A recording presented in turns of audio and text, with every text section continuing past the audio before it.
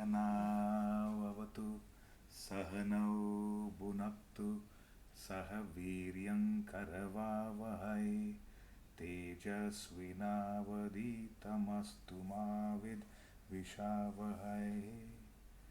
ॐ शान्ति शान्ति शान्ति।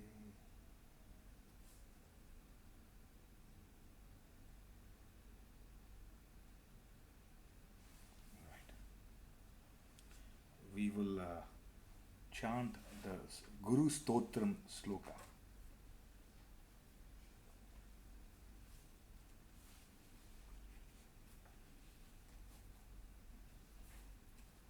अखण्डमण्डलाकारं व्याप्तं येन चराचरं तत्पदं दर्शितं येन तस्मै श्रीगुरवे नमः।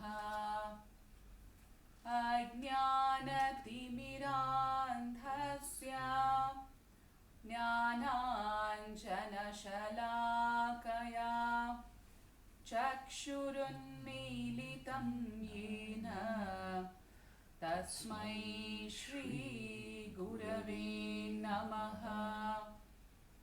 गुरुर्ब्रह्मा गुरुर्विष्णुः गुरुर्देवो महेश्वरः गुरुरेव परं ब्रह्म तस्मै श्रीगुरवे नमः।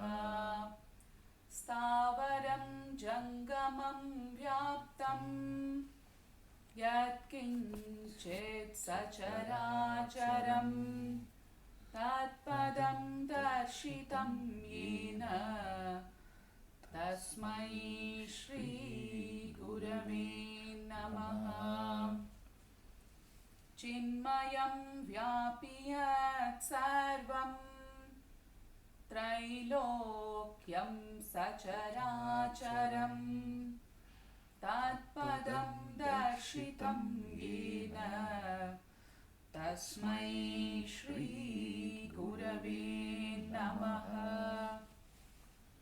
सर्वश्रुतिशिरोरत्नः विराजितपदाम्बुजः वेदान्ताम्बुजसूर्यो तस्मै श्रीगुरवे नमः। चैतन्यशाश्वतशान्तः व्योमातीतो निरञ्जनः हिन्दुनादकलातीत तस्मै श्रीगुरवे नमः। ज्ञानशक्तिसमारूढः तत्त्वमाला विभूषितः भुक्तिमुक्तिप्रदाता च तस्मै श्रीगुरवे नमः।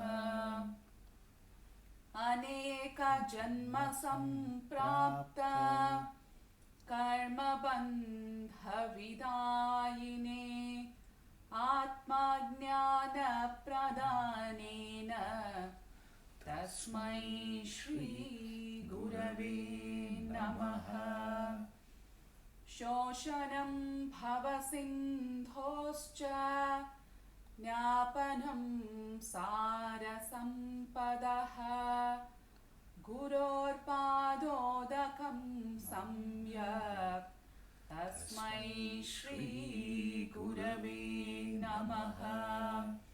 न गुरोरधिकं तत्त्वं न गुरोरधिकं तपः तत्त्वज्ञानात् परं नास्ति तस्मै श्रीगुरवे नमः।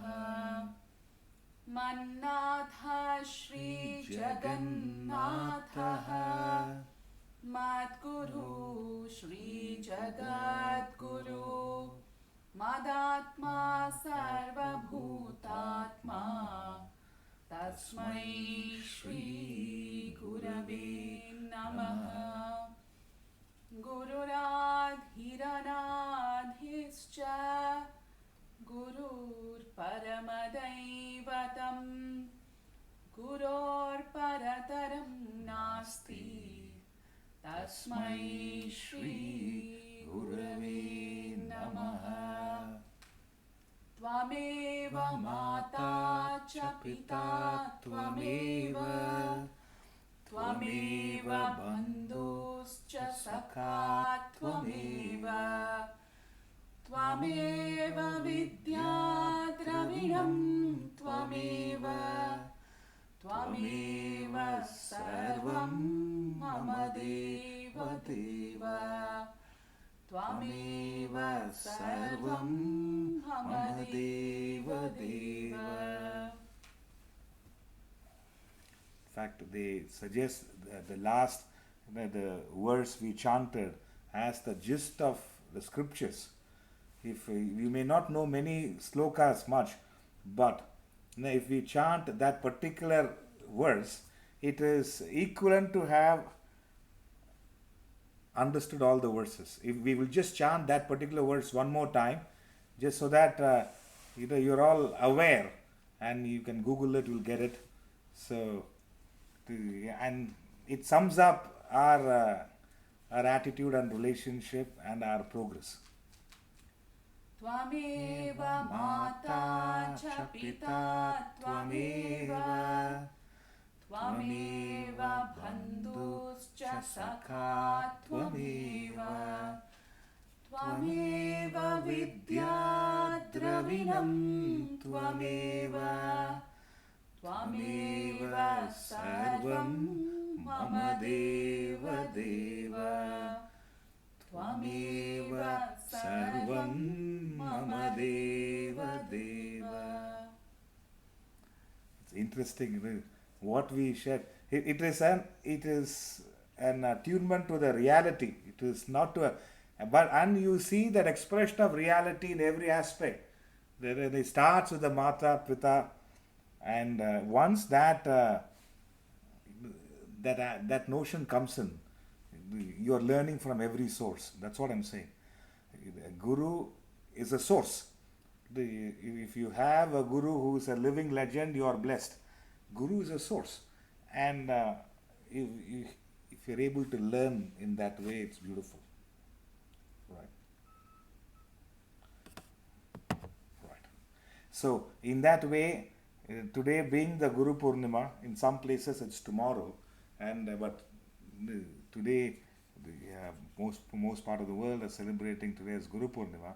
I thought we will have an extended Guru Purnima celebration. Last week we did. Today is another avenue of celebrating this source. So the pertinent messages of Swamiji, my Guru, and where we are learning the Bhagavad Gita and all, the commentary from him. So I thought we will take up certain important messages he gave for all of us. So I'm just sharing that.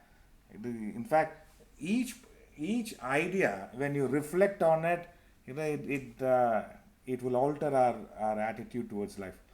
Again, I request most of you, the camera is not on. I suggest you can put on your camera. Those who put on the camera is fine. Those who have not put on the camera, you can put on your camera. Yeah, good. That's nice. One of those pertinent messages of Swamiji was on renunciation. When 9 out of 10, their idea of renunciation or tyaga was giving up. He was one of those, I would say, the provocative thinkers who said, you can't give up anything. You can't give up anything. The only thing you can do is to take up to something. Therefore, renunciation was taking up to higher aspects of life. It is not giving up. Once we understand that, See, the fact is, how will you give up any desire which is holding you captive? You cannot give up anything. You can only take up to something higher. So once that, see, any aspect, this is not just pertaining to spirituality, pertaining to our personal life, our work life, our health, any aspect. You cannot give up anything. You cannot give up your craving for a certain kind of food. You can only take up to healthy way of living. It is so. The more we understand this, most of us, we may be aware of it as a thought, but are we aware of it in the real sense of the term? So renunciation is not giving up. It is growing up. It is taking up. It is rising up. So he used to say, true renunciation is that capacity in you to set the right value for all that the world offers. True renunciation is that capacity in you to set the right value for all that the world offers, to consider them ephemeral and inconsequential, even while you may be amidst them, perhaps enjoying them. Fascinating. It is so he's not dismissing you should enjoy the world, but you should have the right value for all that the world offers, to consider them ephemeral and inconsequential. That's why it very often highlights that the attitude of an actor on stage, how he portrays that aspect. So beautiful. So renunciation. In fact, the more you embrace renunciation, the more spiritual you are becoming. If you want to become more spiritual, embrace renunciation. Take up to the higher aspects of life in every role of your life. That is all. Take up the higher aspects in every role of your life. Renunciation, Tyaga. Swamiji used to share those days. There was one youngster very keen to know Gita, and he wanted to attend the lectures. It's a story, but by the time the lectures got over, the Swami was leaving, and he came to know that Swami was leaving. So those days the Swamis come by the trains. These days many Swamis have private jets also. So it is that the Swami was leaving, and he was seated in the train, and the train was about to leave, and this youngster went up to the Swami. He said, Maharaj, I wanted to learn the Gita, but I missed out on it. Can you give me a quick a lesson whereby I can learn Gita? To which the Swami tells the youngster, he says, keep repeating the word Gita, Gita, Gita. He says, just keep repeating the word Gita multiple times. Keep on repeating the word Gita, Gita, Gita. And when what happens, he says, that's all he said. Keep repeating the word Gita. And then the train left. And that suggestion seems to have helped that youngster in a very profound way. When you repeat the word Gita, Gita multiple times, it will sound as Tyaga, Tyaga. Gita, Gita, Gita, Gita, Gita. You keep doing it, it will end up as Tyaga.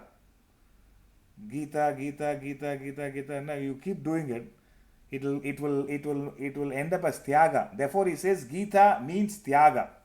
Tyaga is renunciation. Renunciation is not giving up. So let us not give up anything. See, you don't give up anything. You take up to something higher in every aspect of life. And you will find all the great achievers, they have taken up to something higher. As a result, the lower falls away by itself. Those who have taken up to I would say, a spiritual way of life, your old kind of friends will fall off by itself. It will fall off by itself. The old kind of friends where you used to indulge and all those things, it falls off by itself. You don't need to give up anything. So anybody who forcefully gives up will take it up over a period of time. So renunciation is the capacity in you to set the right value for all that the world offers, to consider them ephemeral and inconsequential, even when you're amidst them, you're even enjoying them. Next, one of my personal favorites messages of Swamiji. He said, just reflect. Does light come from the moon? Does light come from the moon? Just reflect. Therefore, he says, does delight come from the world? Does light come from the moon? You see, for a layman, he is so sure there is light in the moon. In fact, you can't even see the fact is it's a reflection of the sun. Still, some people may doubt. Seriously, are you sure? There is no light in the moon. It's a reflection of the sun, because you don't see any reflecting medium, which is pertinent. You think there is life, there is light in the moon. Is there delight in the world? It could be a very attractive person. The moment the so-called, the life moves out of them, just a body. What about the delight that person provided? What happened? So, just reflect. Does light come from the moon?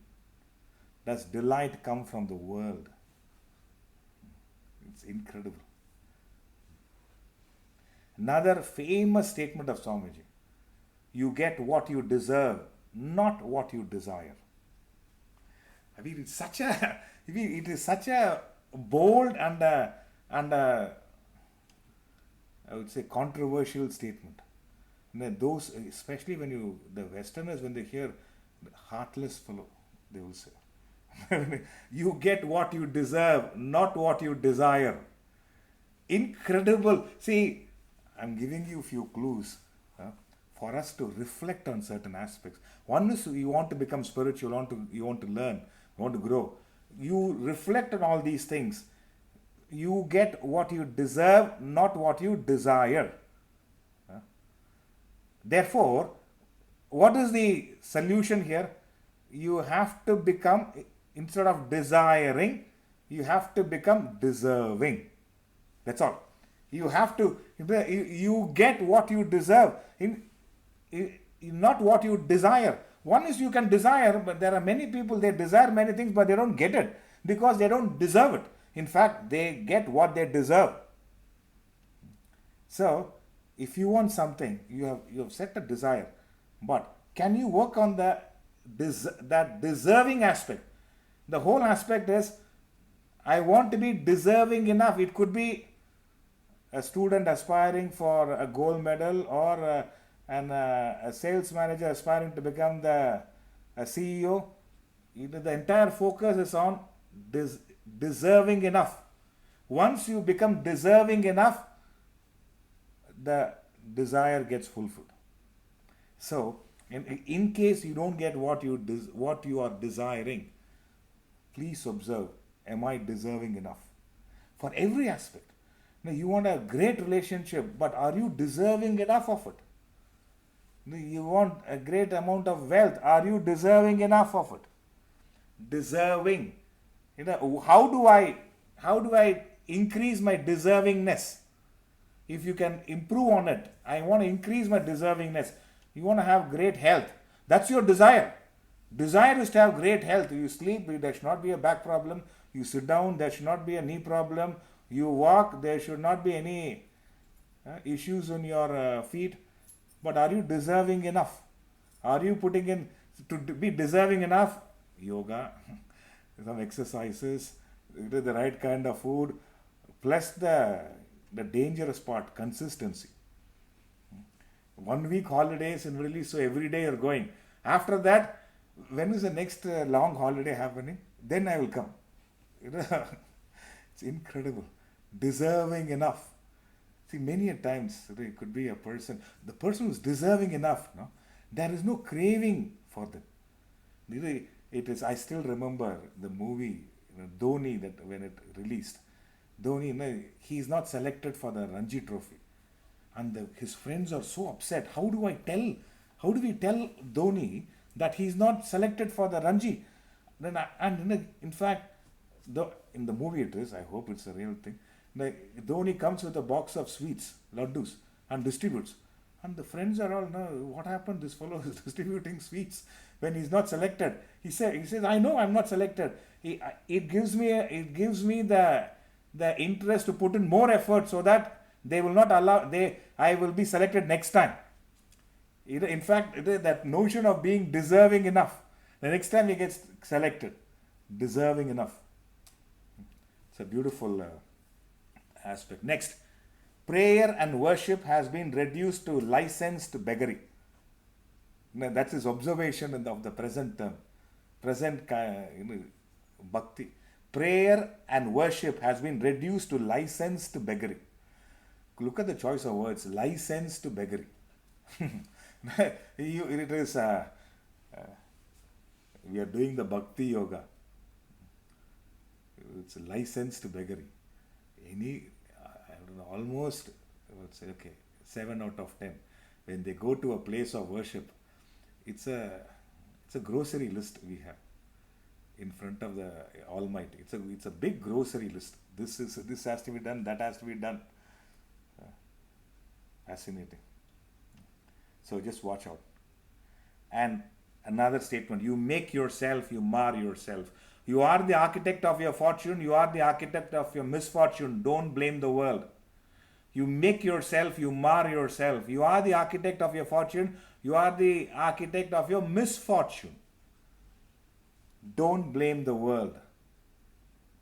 Friends, when we say you are the architect of your fortune, you make yourself, you mar yourself. Let me tell you, there are 2 factors running parallel in our life. 2 factors. One is time. Time is marching on relentlessly. Last week, I myself was telling Sarita, I was surprised. Last week only we had the Guru Purnima talk. So fast this Friday has come. So fast it has come. And Naveen Kabran and quite a few were involved in all these lectures. So they keep discussing and suddenly that is over now, next one. So one is time, which is a factor which you cannot avoid.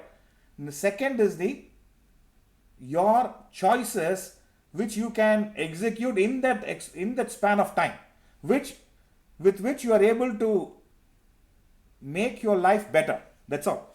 So if you are making yourself, or that's why when you say you are the architect of your fortune, the time is it is one line going on relentlessly. The second aspect which also goes on and which you can use it is your choices, the Purushartha plus the choices, the refined choices you execute in that expanse of time, which constitutes as experience, and good experience constitutes a better life. That's all. That is why I say, therefore, you are the architect of your fortune and you are the architect of your misfortune. Quite how many regret missed chances, opportunities. And then, and then another aspect, they say, very lucky. They say, you say, this person is very lucky. There was one person who mentioned, I am a great believer of luck. The harder I work, the luckier I become. I am a great believer of luck. Venuji is not here, or no, Rakesh, no, they are all very healthy fellows. Walks 10,000 steps and a little more and plays 2 hours of badminton also. Somebody says you are very lucky, you have a good health. The harder I work, the luckier I become. See, luck is where preparation meets opportunity. Luck is where preparation meets opportunity. You have prepared yourself so well, and when an opportunity comes in, you deliver to your best. That's why, what to do. You ask Priyaji, her son. If somebody tells the son is very lucky, he gets the first marks are in the school. Ask him. Preparation meets opportunity. It is so. What is he? When I say you make yourself, you are preparing yourself. When the opportunity comes, you have the right attitude to function. That's about it. Therefore, see, that is why those who don't see the cause and only see the effect attribute to luck. They only see the effect. it is, how come, they look at Swamiji 94, 95, still, uh, see, all genes, you have to attribute to genes. I'll also show Swamiji's brother, and then two photographs next to each other. You can see. Uh, Genes, the preparation meets opportunity. Therefore, opportunity make happen. You don't have a control over opportunity, but you have a control over your preparation. Preparation meets opportunity is luck. So, that's why I know. Therefore, you make yourself, you mar yourself. You are the architect of your fortune, you are the architect of your misfortune. Some people say, that at that time only I got this property for such a low price. I didn't make use of it. You never made use of anything because at that time itself we thought it was overpriced. Now, I mean, incredible. I remember I was sitting in a wonderful villa, and another person was also, no, it's just same property I was offered.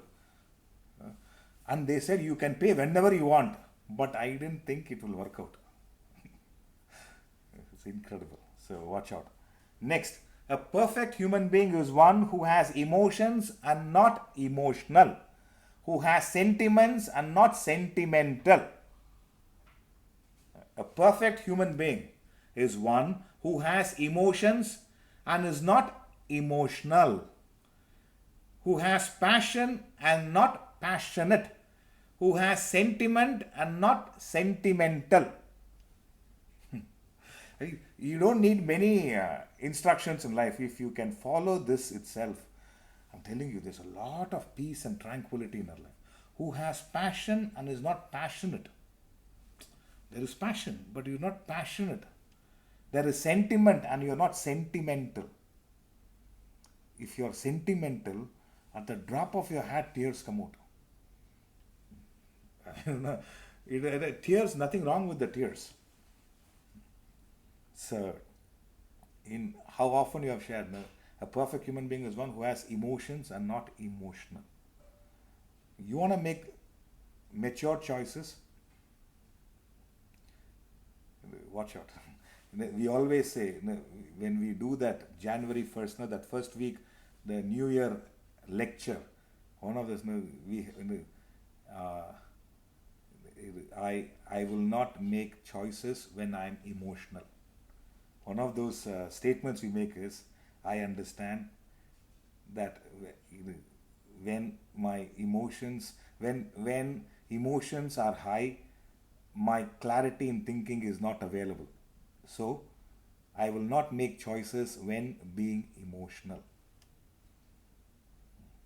See, as simple as when you are emotional, the clarity which you have is not available to yourself, not to anyone else. Your own clarity is not available to you when you are emotional. Therefore, I refrain from making choices when being emotional. It is, see, if only we understand it in the true sense, a lot of troubles we can avoid. So, therefore, the thing is not just that. The tapas is to entertain all emotions but not become emotional.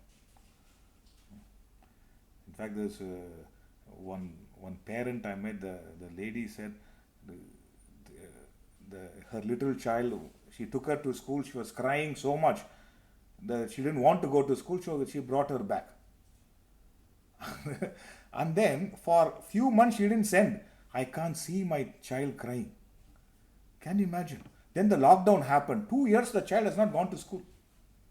Can you, it is emotions. Too emotional.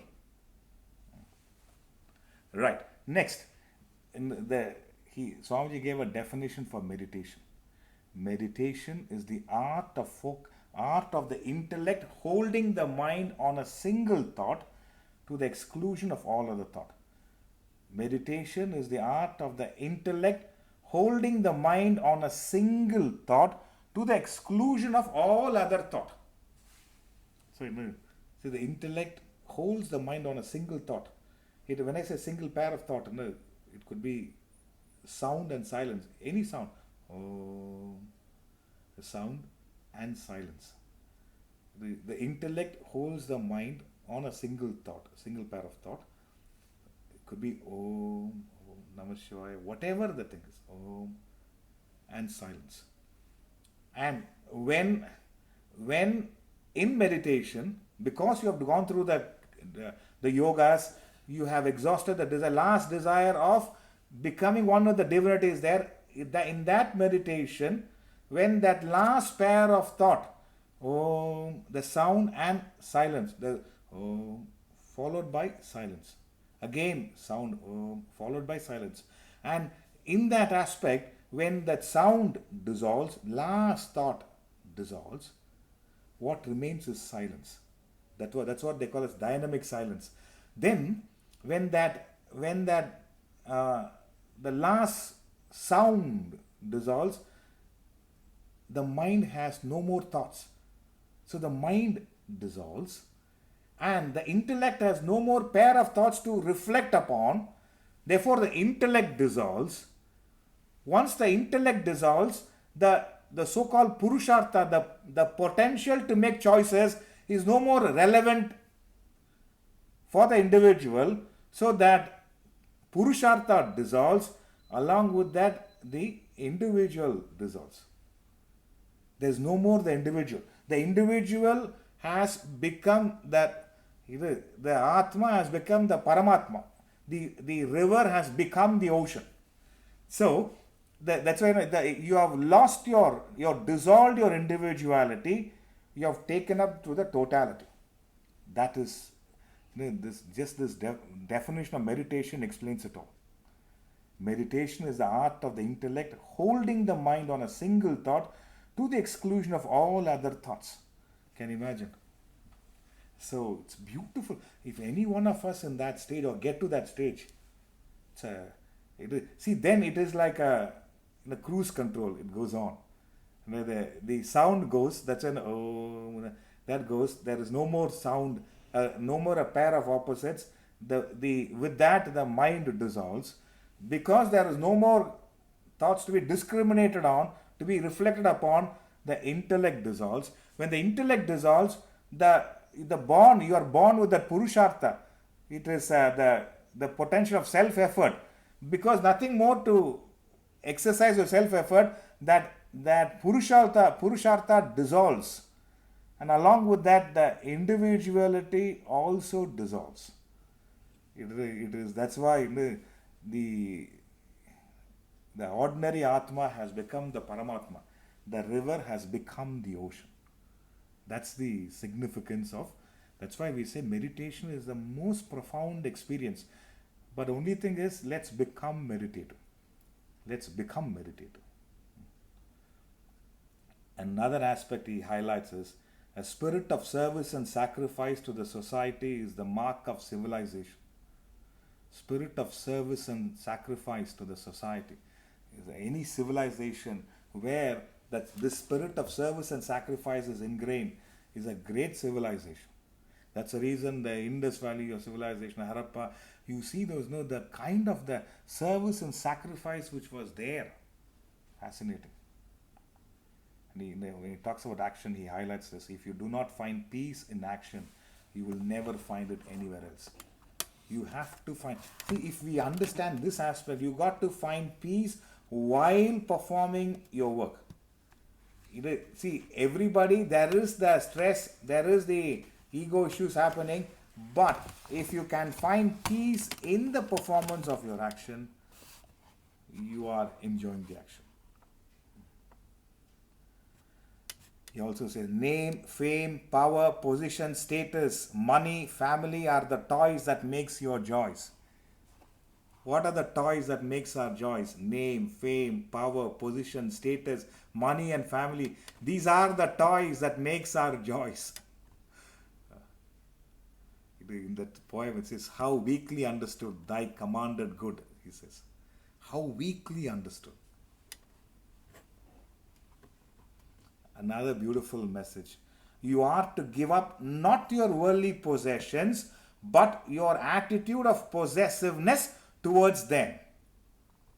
Not persons, but your infatuation for them. So in simple terms, says you are to give up, you have to give up not your possessions, but your possessiveness towards all your possessions. You don't need to give up people, but your infatuation for them. I mean, these are simple but profound statements. You can have all the possessions in the world, but what is not allowed is your possessiveness towards any of these possessions. It is stunning if you carefully reflect. You don't possess anything. That's the reason you're upset. You think you possess. You think you possess. I know one of a poem which I read many years ago. I'm not able to retrace that poem. It's a beautiful poem. The poem is that the central character in the poem is a piece of land, and the piece of that land, the piece of land is laughing at the owner, the present owner. The owner is so proud that he owns the land. And the land, the poet takes the standpoint of a land. The land is laughing at the owner. Says, last week someone else was owning me. Now you're owning. In a few years' time, someone else will own me. Now, what are you laughing about? He says, what are you proud about? It's incredible. What are you proud of? We think we possess. It is, in fact, our greatest possession is our body, mind, and intellect. Greatest, they belong to you. If only you can reflect this body, this mind, and this intellect. Sharira, Manas, and Buddhi are your possessions. If you are affected by the mind, it is because you feel one with it. You don't understand it as your possession. It's incredible. That's the reason in our culture, in our culture, it is we don't personalize our body. It is in any language, could be Hindi or Tamil. You say. If you are having a headache, you say, in thala valikkudu or Tamil thala valikkudu andha mari. It is only in English language we seem to personalize everything. It is so in that way it's a beautiful statement. So observe your possessiveness in all your possessions. Have any possession you want, but do not develop a possessiveness. Once you develop a possessiveness towards your possessions, the possession starts owning you. You are not in control. The possessions start owning you. Next, a very famous statement he made. Religion has personified desire as the devil standing between human and God. In Christianity, it's called Satan. Islam personified desires as Shaitan, Buddhism as Mara, Hinduism as Asura. So, just next, intelligence is acquired through external agencies from schools and universities, while the intellect is developed by oneself. He says, by observing two disciplines, you develop intellect through two disciplines. Never accept anything for granted. I am repeating, it's very important. While intellect is developed by oneself, by observing two disciplines, never accept anything for granted. Number one. Number two, question everything. Question everything. Never accept anything for granted. Number two, question everything. If see, on the other day I was discussing, how did the cauliflower come about? I mean, just like that happened. How did an apple, or it could be bitter gourd, how did it come about? Just did somebody find out? It is never accept anything for granted. Question everything. Number two, question everything. Question everything means to learn, not to question others. question everything. Next, so these are two simple but very profound under disciplines. Please reflect on never accept anything for granted. Never accept anything for granted. And number two, question everything. Next, in a jocular way, he mentioned, stuck to their website, internet, or cell phone, caught up in a web, net, or a cell all through life, yet people came to claim to be free. He says you're stuck to a website, internet, or a cell phone, caught up in a web, net, or a cell all through your life, yet people claim to be free. Yet people came to be free. Fascinating. Another beautiful statement. He says the tsunami of greed has swallowed up giants, corporations. The tsunami of greed has swallowed up giant corporations and companies, causing financial crashes around the world. Tsunami of greed has swallowed up giant corporations. And giant corporation causing financial crashes around the world. Tsunami of greed. Next, character is to have power and not use it. Character is to have power and not use it. If you want to know what power is to have it and not use it.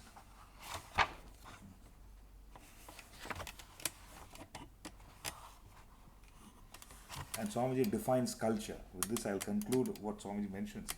A group of people occupying a geographical place over a long period of time. A group of people occupying a geographical place over a long period of time, respecting certain values of life, develop a fragrance of their own. Their fragrance is their culture.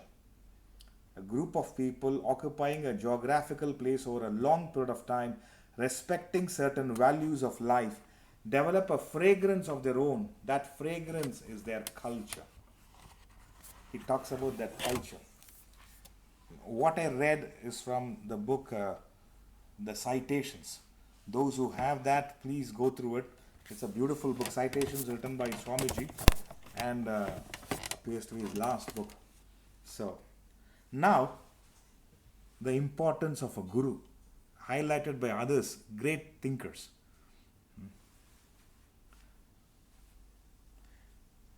Aristotle, he says, now, those who educate children are more to be honored than they who produce them. Those who educate children are more to be honored than they who produce them, for they only gave them life, those the art of living well. He says the teachers have to be glorified than the parents. They only gave life. These masters taught them how to live life. Fascinating. Adi Shankara, one of those great masters, he himself was a great guru, but the emphasis he placed on the role of a guru was beautiful.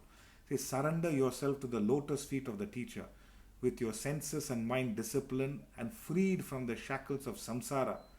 You will behold the Lord who is seated in your heart. Adi Shankara. Surrender yourself to the lotus feet of the teacher, with your senses, your five senses and the mind disciplined and freed from the shackles of samsara. You will behold the Lord, the divinity who is seated in your heart. Khalil Gibran made a beautiful statement. The teacher who is indeed wise does not bid you to enter the house of his wisdom.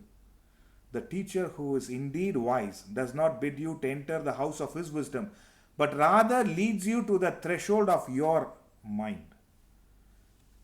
A teacher, a great guru, is one who helps you to unravel your own mind.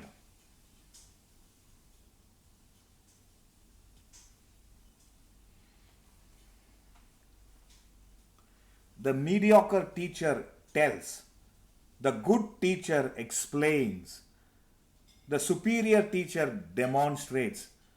The great teacher inspires. It's a fabulous statement. The mediocre teacher tells. The good teacher explains. The superior teacher demonstrates. The great teacher inspires. William William Ward. Next, no. The average teacher explains complexity. The gifted teacher reveals simplicity. The average teacher explains complexity. A gifted teacher reveals simplicity. You know, I've still known in my school the max teacher. I was not so good in max, but there was one particular teacher in Alamelu Gopalan. She taught me mathematics in ways. Suddenly, I became a good student in mathematics. My father was studying well, but actually the teacher was very good. The way she explained mathematics was so simple and profound.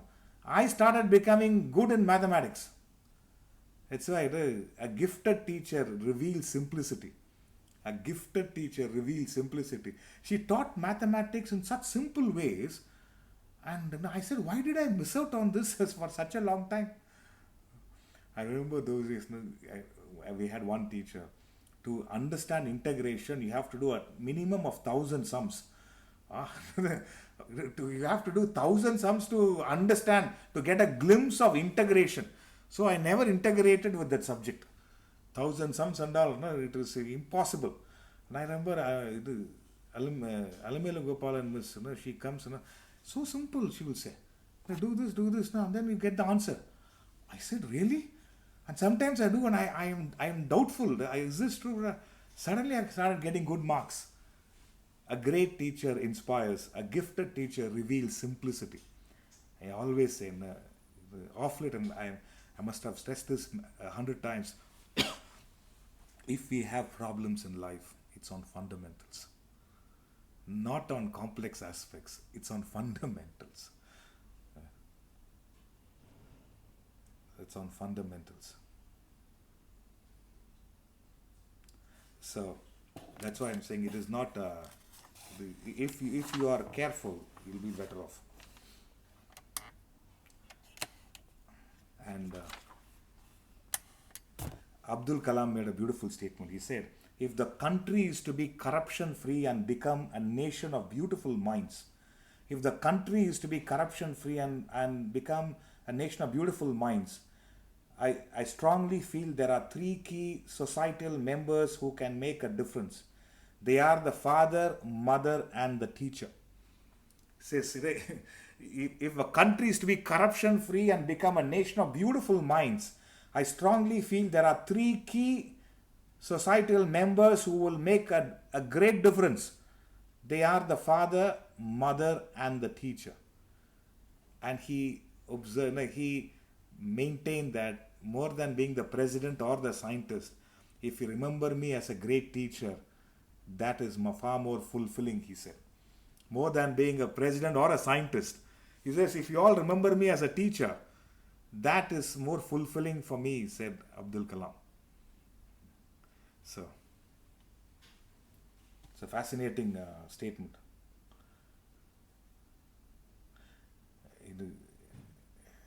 Teaching, in my opinion, teaching is the profession that teaches all other professions. No wonder, we have grouped all, whenever we say Mother, Father, Guru, and the Almighty in one, it is teaching is that profession which teaches every other profession. The four sources, Mata, Pita, Guru, Devam, affect, impact, eternity, and we can never tell when their influence stops.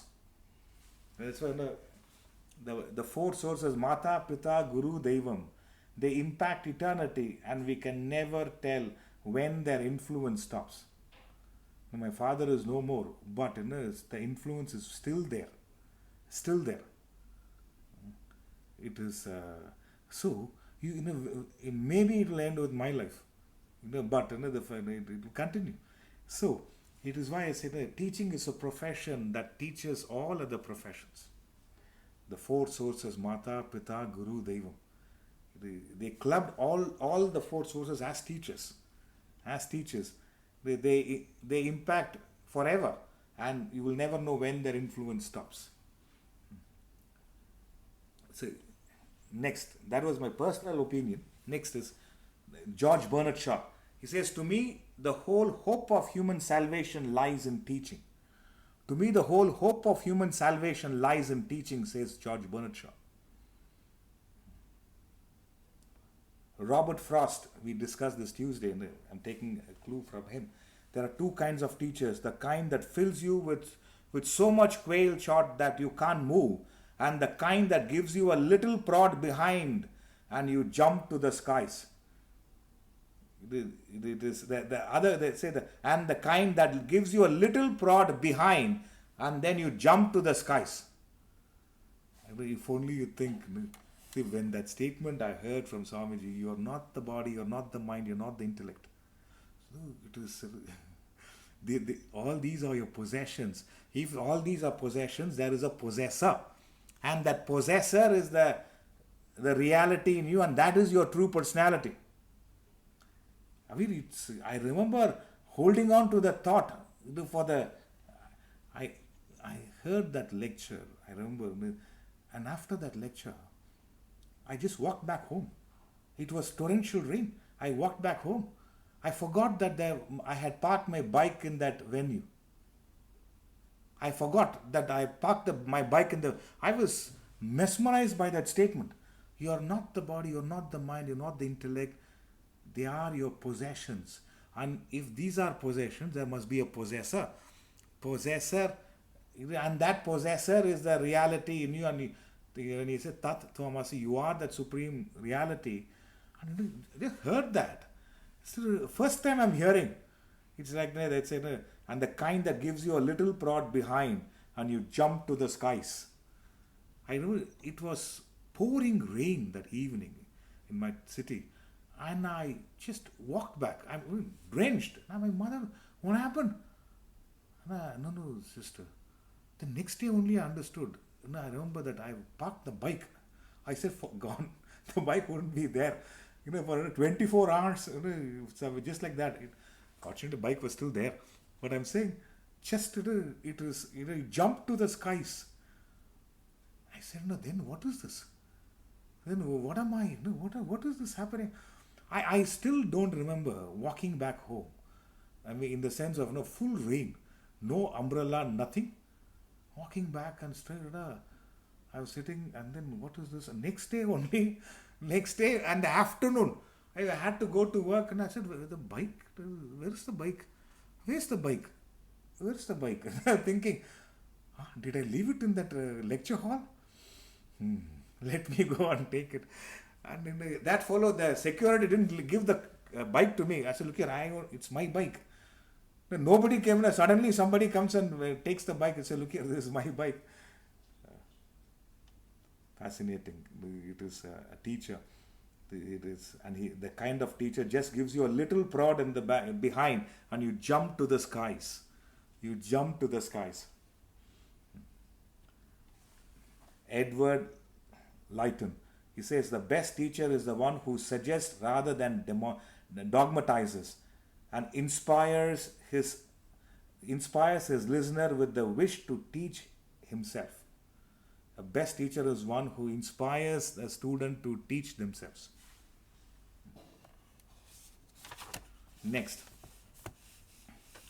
The task of an excellent teacher is to stimulate apparently ordinary people to unusual effort. Patricia Cross. The task of an excellent teacher is to stimulate ordinary people for unusual effort.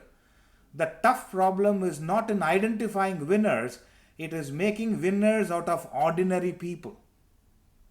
What a role of a teacher.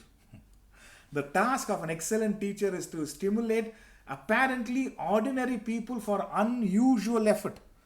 The tough problem is not in identifying winners, it is making winners out of an ordinary people. That's how probably the Indian team in 1983 won the World Cup.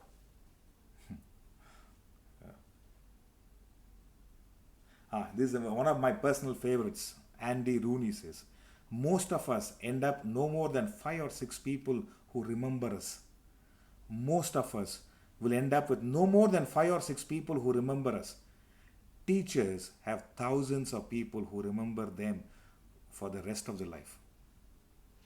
Teachers have thousands of people who remember them for the rest of their life.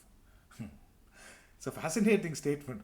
You could be very wealthy, they say most of us end up no more than 5 or 6 people who remember us. Teachers have thousands of people who remember them for the rest of their lives. I still remember my school teacher, mathematics teacher. Like he was the principal of the Indian high school in Bahrain. Imagine, after 28 years, I give a call. I got his number. I was in Bahrain. I called him. His name is VRP sir. Sir, am I speaking to Mr. Panichami? And I said, yes. VRP, and in the instant he said, they used to call me Mapla. Mapla means son-in-law in my school. I was known for various notorious reasons in my school. Instantly, Mapla, he said. Huh? Can you imagine, after 28 years, he remembers me. Nalli Payala, Nalli Sreedhar, right? And I said, yes, yes, sir. After 28 years, he remembered. Stunning. So, the teachers have thousands of people who remember them for the rest of their lives. What a profession, huh? Wolfgang Goethe, he says, no? A teacher who can arouse a feeling for one single good action, for one single good poem, accomplishes more than he who fills our memory with rows and rows of natural objects classified with names and forms. Wolfgang Goethe, he said, a teacher who can arouse a feeling for one single good action, for one single good poem, accomplishes far more than he who fills our memory with rows and rows of natural objects classified with names and forms. Who can arouse that feeling with one, even if a teacher has inspired you to perform one good action. Let's say that is a teacher. Peter Drucker, that management thinker, says, teaching is the only major occupation of the man for which we have not yet developed tools that make an average person capable of competence and performance. In teaching, we rely on the naturals, the ones who somehow know how to teach. It says, in teaching, we rely on the naturals, the ones who somehow know how to teach. It's fascinating. Teaching. To be a teacher, let me tell you from a personal point of view, one is you need to have the knowledge, the information ingrained in you. Next is the compassion. Compassion. It is compassion and the inspiration every time. It is not every time that there is an inspiration, compassion in the sense, they want to learn. It is so that compassion is there. Information is there. But do you have that compassion and that inspiration? Inspiration, it works for you and you are very sure. So, teaching is a profession which, there is no equivalent to it. No equivalent to it. So, fascinating statements from. There's a Chinese proverb. Teachers open the door, you enter by yourself. Teachers open the door, you enter by yourself. That's why he says, when a seeker is ready, the master appears. There are how many people who says, look here, I am so keen on spiritual path, but in the present day spiritual gurus and all, I have no confidence in any of these spiritual masters. So therefore, when a seeker is ready, the master appears. Alexander the Great, he made a beautiful statement. He said, I am indebted to my father for living, but to my teacher for living well. Look at this statement. Alexander the Great, he conquered the world. He conquered the world. I am indebted to my father for living, but to my teacher for living well. he says. So think about it, friends. The role of a teacher is very pertinent, very important, and therefore they suggest adhere to it. When I say teacher, it's a source.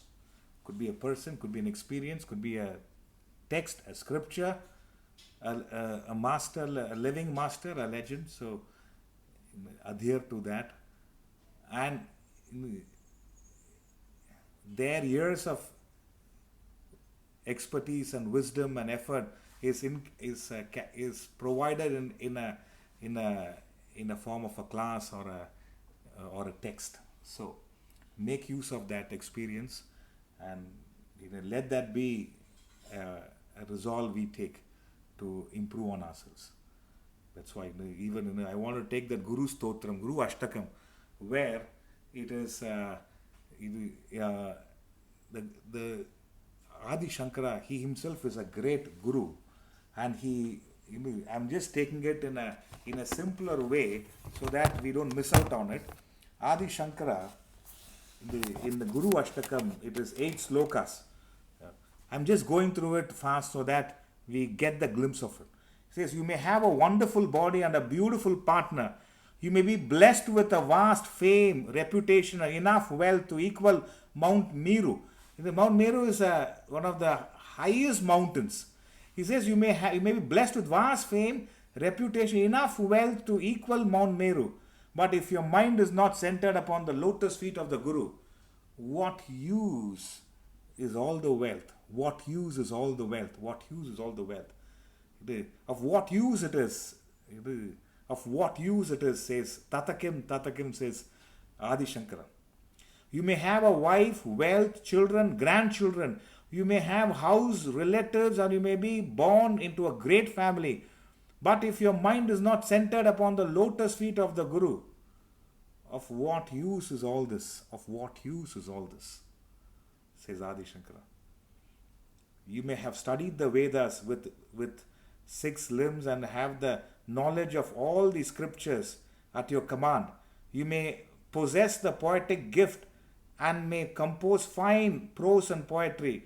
But if your mind is not centered upon the lotus feet of the Guru, of what use it is? Tatakim, he says. See, let's understand. When he says, when your mind is centered upon the lotus feet, what he talks about surrender. Surrender in our understanding is you are not falling at, it is not just falling at the feet of a master, it is surrendering your ego and your desires for a higher purpose. You don't need to surrender anything. You're surrendering, you're offering. Surrender here is offering your ego, your individuality, your desires, your cravings for a higher purpose. That's what he says. If you don't do that, of what use is all these things? You may be honored in foreign lands and have great wealth in your homeland. You may be known for righteous conduct and you think none can surpass you. But if your mind is not centered upon the lotus feet of the Guru, if you cannot surrender your ego, your mind, your cravings, of what use is all this you have gained? Of what use is all this you have gained? Your fame may have spread in all directions because of your charity. There may be nothing in this world that you cannot obtain. But if your mind is not centered upon the lotus feet of the Guru, of what use it is? Of what use it is? Your mind may not be attached to worldly pleasures, yogic practices, possessions and kingdoms. Your mind may not be attached to your wife, family, wealth, and thus you have developed renunciation, aversion. But if your mind is not yet centered upon the lotus feet of the Guru, you may say, how can such a person not be centered on the lotus feet? This is where the abuse of spirituality comes. You start enjoying the position in your spiritual path. You start enjoying the pleasures you derive out of spiritual practices far greater than anything else. So, your mind does not dwell upon the forest, nor even upon the house, nor nor in what is to be accomplished. You may neither be concerned with your body nor with priceless treasures. But if your mind is not centered upon the lotus feet of the Guru, it's fascinating. He says, if your mind doesn't surrender, if you don't let go of your ego, if you don't let go of the cravings in your life, of what use is all this, he says. And lastly, he says, whoever studies and recites, understands these verses in praise of the Guru, whether they be an ascetic, king, student, or a householder, he says they will gain that ultimate state. So it is a suggestion given by Adi Shankara, one of the greatest masters ever lived. So such a person would attain the ultimate goal, supreme abode of Brahman, by remaining devoted and attentive to the blessings of the Guru. So the role of a Guru is emphasized here. So last week was our celebration. This week was I would say, a bonus session on Guru Purnima. That's what I would say. So it is. That's why I started off with Swamiji's messages, and then what other great thinkers talk about, highlight the importance of a master, and finally Adi Shankara's message. Tatakim, Tatakim. He says you could have achieved great stuff. So what? He says, of what use it is if you have not developed the sense of surrender, you have not let go of your ego, if you have not handled your craving, of what use is all that? He says, you could be sitting in the forest, but still if you have not let go of one craving for one desire. That's how the message of Lord Buddha. No? Lord Buddha, the reclining pose of Lord Buddha, those who have been to Chamaraji's house, there's a huge statue of Lord Buddha, reclining Buddha. And there's a story behind it. Buddha did enormous tapas for years. And he brought his thought to the last stage. And he said, in spite of all that, I'm not able to, he's still, the individuality was lurking in him. And the reclining pose of Lord Buddha is, at that moment, he dropped that idea, the craving for moksha. And the episode goes, he instantly gained moksha. He dropped that craving. He dropped that desiring. And the last thought also dissolved along with it. That's the famous pose of Lord Buddha. Our Steel King is almost sitting like that only. It is like reclining pose of Lord Buddha. I said, look here, I have done whatever, textbook wise, I have done everything. All the ISO 2021 I have followed. Still, sales is not happening. What to do? Product is not that great. Packaging and all is fine. So, he gave up that desire for self-realization. He gained that. Same with Ramakrishna Paramahamsa. Ramakrishna Paramahamsa, he brought the thoughts of from plurality to duality. It was himself and the idol. And his guru, observing that, he came to that state of duality. It's only the idol and himself. His guru came to understand that, and while Ramakrishna Paramahamsa was in trance, dancing, when he was in the stage and in the altar dancing, his guru smashed the idol. Can you imagine? He smashed the idol, and observing in that instance, the duality dropped and the oneness was brought in. There's no more the idol and him. It's just the oneness. Can you imagine the role of a guru? Even for Ramakrishna Paramahamsa. That's the reason Kabir, in one of the Doha, somebody is asking Kabir, you have the Almighty sitting and your Guru sitting next to each other. Who will you first offer your pranams? He said, first to my Guru. He said, huh? Really? Because it is the Guru who showed me the way to the Almighty. Look at that thought process. The emphasis given to the Guru. Could be Ramakrishna Paramahamsa, could be Gautama Buddha. Last thought when he let go, Gautama became Buddha. It is so. It is Siddharth became Buddha. It is the last thought when Ramakrishna Paramahamsa was able to let go. Last thought. See, from plurality brought into duality, but he was stuck in duality. It's the idol and himself. And when his guru broke the idol, and then there's no more two. It's just one. He slipped into that oneness. The guru understood that that's why the role of a guru is very predominant. So think about it. Next week we'll continue with the Gita lectures. So, but this was when I was going through this, I thought today being a guru, why not we do an extended version of our celebrations? There's no end to celebrations of Guru, but it's an opportunity for us. Thank you very much. I'll see you all Tuesday morning. Hari Om. Thank you. Hari Om, sir. Thank you. Hari Om. Hari Om. Very good, sir. Yeah, sir. Hari Om. Thank you, sir. Welcome, ma. Welcome. Thank you. Hari Om. Hari Om. Thank you. Humble pranams.